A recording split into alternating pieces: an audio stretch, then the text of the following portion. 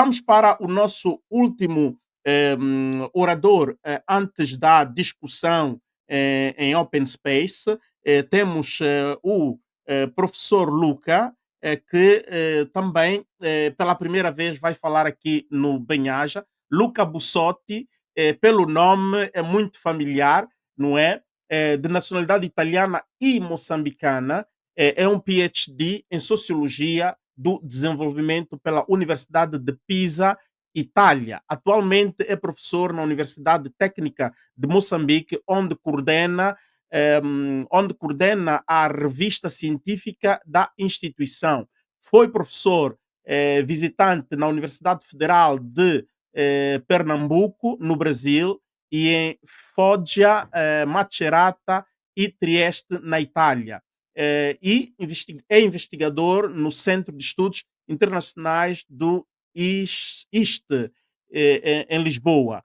É autor de cerca de 100 artigos científicos e 20 livros, a maioria sobre história e política na África lusófona, sobretudo Moçambique.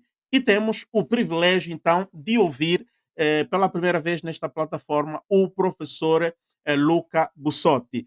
Professore, permita che faccia gli onori, visto che sono in Italia, di salutarti anche in italiano. Buonasera, professore. Grazie, grazie. Obrigado pelo convite. Bom, sendo a última intervenção a minha, podia até não dizer quase nada, né? Porque muito foi dito, mas vocês me deram uma tarefa um pouco complicada, porque digamos, foi-me pedido para analisar um bocadinho como essas eleições moçambicanas são vistas por parte, são vistas de fora, fundamentalmente. Então eu fiz um pequeno exercício e me perdoe, mas vou ler um pequeno trecho só para começarmos esta análise. O trecho diz respeito ao apoio que a comunidade internacional, depois eu estou a descobrir que quando se diz comunidade internacional se deve subentender os países ocidentais, né? Como se os outros não fossem comunidade internacional, mas pronto, isso é um pormenor. Portanto, esta comunidade internacional deu um apoio de 150 milhões de dólares para preparar as eleições, 17 doadores que ajudaram no recenseamento eleitoral, mais a USAID, que ajudou na formação dos fiscais dos partidos.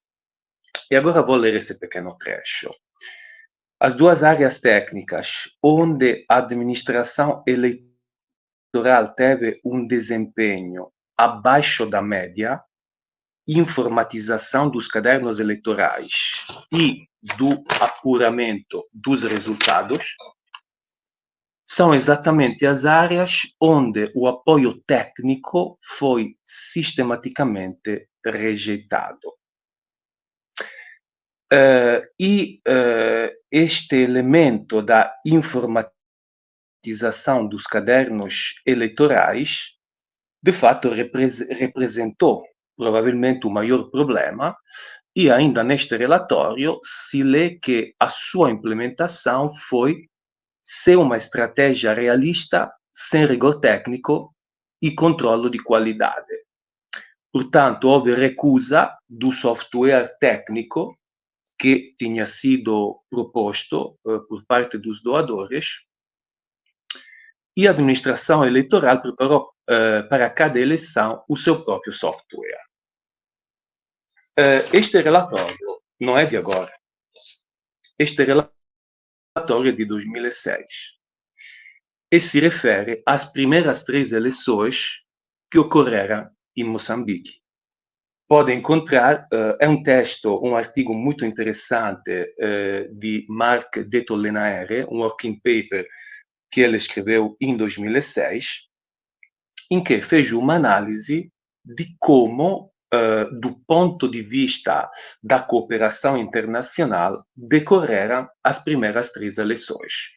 Portanto, houve essa ajuda, 150 milhões de dólares, nas três eleições de 94, 99 e 2004, e o grande problema foi que a administração moçambicana, portanto, podemos dizer o governo moçambicano, recusou a ajuda, quer dizer, aceitou toda a ajuda possível no que diz respeito à educação cívica, à formação do pessoal, etc., mas quanto à informatização, portanto, software, e a contagem de votos, esta ajuda foi recusada.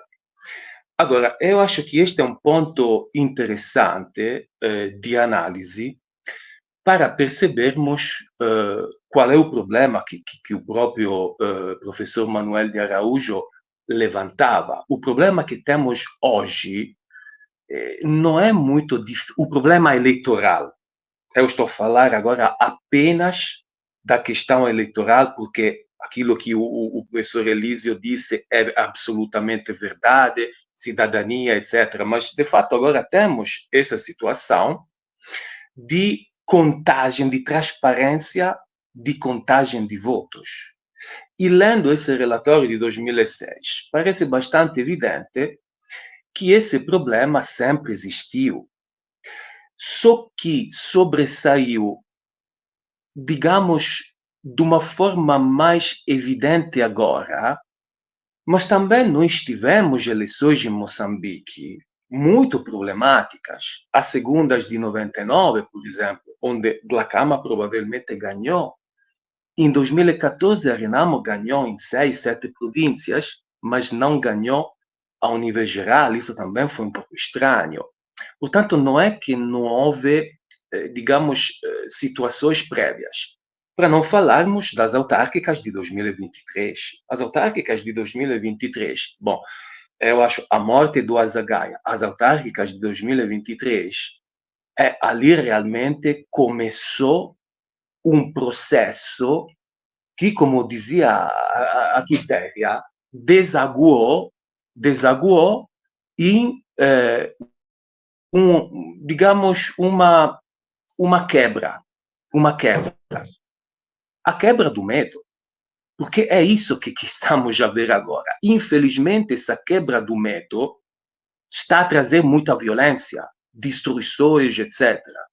Mas eu acredito que, em termos mesmo de dinâmicas sociais, foi isso que aconteceu. Foi, portanto, um processo bastante demorado, mas que nos últimos 2 anos acelerou. Agora, uma vez que vocês me pediram para ver como é que a comunidade internacional reagiu a essa inesperada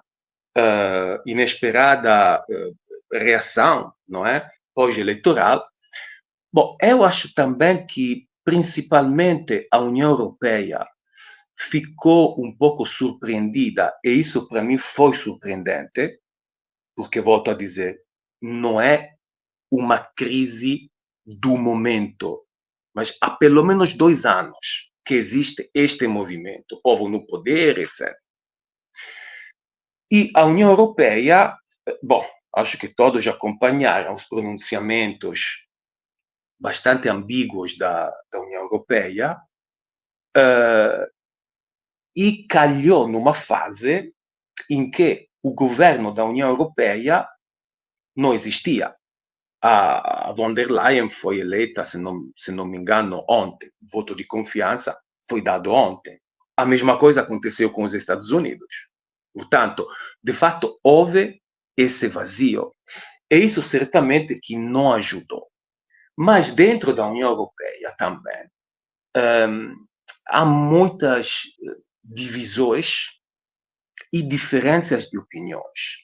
Se nós formos a ver, por exemplo, o voto sobre o refinanciamento de 20 milhões de euros da missão militar do Ruanda, que foi feito há pouco tempo, esse valor devia ser desembolsado em junho, só que os países da União Europeia não tinham acordo entre eles.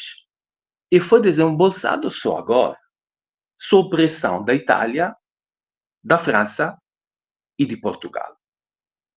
Alemanha, Suécia, Bélgica, Países Baixos votaram contra. Agora, isso não tem uma relação direta com a questão eleitoral, mas diz respeito a um posicionamento dos países da União Europeia acerca do país Moçambique. Portanto, é complicado, eu acredito, do lado da União Europeia, ter um posicionamento comum e até se calhar tentar ajudar na resolução desta situação, quando os países principais da União Europeia estão divididos. Agora, indo para a África, a SADC teve um posicionamento, digamos assim, muito soft, e falando da Angola do Álvaro, digamos que não, ao nível africano, mas também ao nível da União Europeia, não me parece que a preocupação principal fosse se o processo eleitoral foi realmente transparente ou não. Ou seja, o posicionamento dos vários atores, por exemplo, Angola, por um lado João Lourenço, por outro lado a UNITA e outros sujeitos da sociedade civil, foram logo opostos. João Lourenço, que congratulou o Chapo, e a UNITA, que, pelo contrário, se posicionou em favor do Venâncio, como sempre foi ao longo dos últimos meses. E se criou na comunidade internacional uma frente bastante, eu acho bastante interessante, significativa, que congratulou logo o Chapo. Estamos a falar de João Lourenço, de Maduro, do presidente do Zimbábue, da África do Sul, da presidente da Tanzânia e da China. Esses foram os países que, antes que o resultado fosse tornado oficial, que ainda não é oficial, o Conselho Constitucional ainda não se pronunciou, já se congratularam. Mas Chatham House, que acho que todos sabem, né, que convidou o Chapo enquanto escreveu uma carta, que depois desmentiu, enquanto presidente, não é, eleito de Moçambique. E do outro lado, temos alguns movimentos sociais, Take Back Movement na Nigéria, UNITA, etc. Portanto, esses posicionamentos internacionais, eu acho que não ajudam a resolver a situação.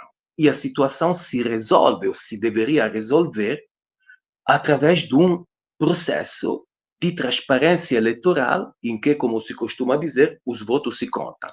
Eu concordo com o professor Araújo. Provavelmente, nessa situação, é impossível determinar realmente quem é que ganhou.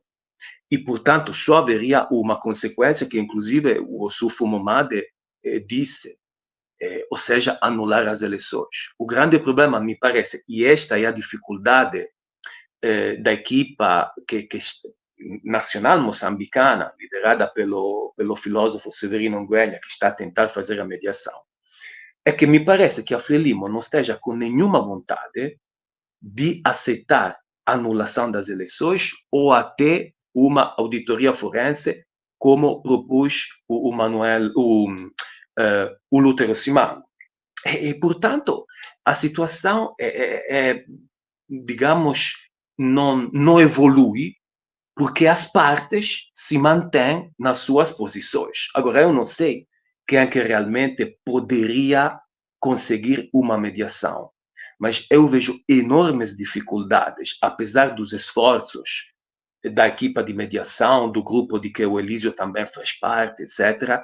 Mas é um problema muito sério, porque nós podemos falar de cidadania, etc. Mas aqui o problema é se e de que forma essas eleições poderão ser realmente transparentes, num contexto em que, e falamos disso em Maputo com a Quitéria em agosto, a sociedade civil moçambicana avançou muito, ao passo que a sociedade política toda regrediu, em termos mesmo de qualidade da proposta política, de percepção da democracia. Foi dito muito bem que tem gente que, mesmo no contexto político, que ignora os princípios democráticos. Mas a sociedade civil avançou muito, portanto, se formou um gap entre sociedade civil e sociedade política, cuja resposta só pode ser uma: o autoritarismo. Mas isso não, acho que não funciona, porque nós podemos imaginar tudo, mas Moçambique nunca mais vai voltar como estava antes. Eu não sei o que é que vai acontecer, mas a sociedade moçambicana, o país Moçambique, virou página e eu, francamente, é impossível imaginar que se volte a como se estava antes dessas eleições. Bom, acho que por enquanto é tudo.